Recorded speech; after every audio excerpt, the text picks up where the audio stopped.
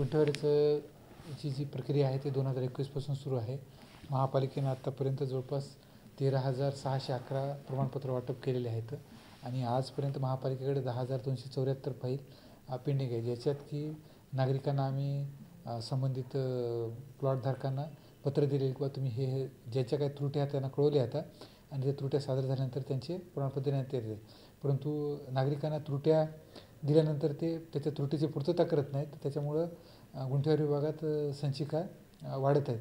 त्यामुळं सर्व अभियंत्यांना महापालिकेच्या आम्ही असे आदेशित केले की त्यांनी जे काही नागरिक आहेत त्यांना ताबडतोब पत्र देऊन त्यांच्याकडून त्रुटीची पूर्तता करा आणि पूर्तता नाही झाल्यास ती संचिका बंद करण्यात येईल असं आव्हान आम्ही करणार आहे.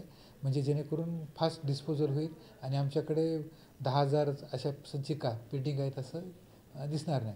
तर 10,274 संचिका ताबडतोब काढण्याचं महापालिकेचं नियोजन आहे, जेणेकरून महापालिकेच्या उत्पन्नातून सुद्धा भर पडेल. महापालिकेत गुंठेवारी जे प्रमाणपत्र आहेत प्रकरण आहे ते अभियंत्यामार्फत सादर करण्यात येतात.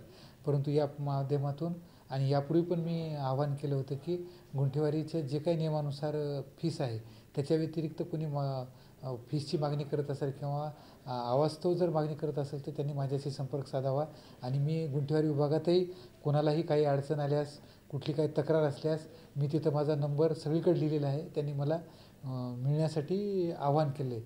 तर या दृष्टिकोनातून जी फीस आहे ती प्रथम फीस जी आहे ती तपासणी फीस म्हणून आपण घेतो 1,500 आणि त्याच्यानंतर जे गुंठेवारीसाठी लागते ते 2 प्रकारची फीस असते.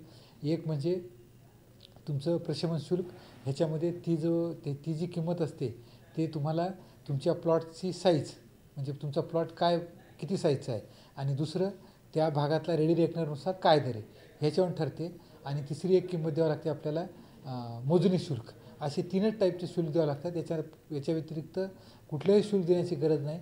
आणि असं जर कोणाची जर काही तक्रार असेल किंवा महापालिकेचे अभियंते किंवा बाहेरचे अभियंते किंवा कोणी असं आवाच्या सवा जर कोणी माहिती म्हणजे पैशाची मागणी करत असेल तर या माध्यमातून मी सांगेल की त्यांनी डायरेक्ट मला कॉन्टॅक्ट करावं. त्यांची फीस किती आहे मी त्यांना ते ताबडतोब काढून देण्यात येईल.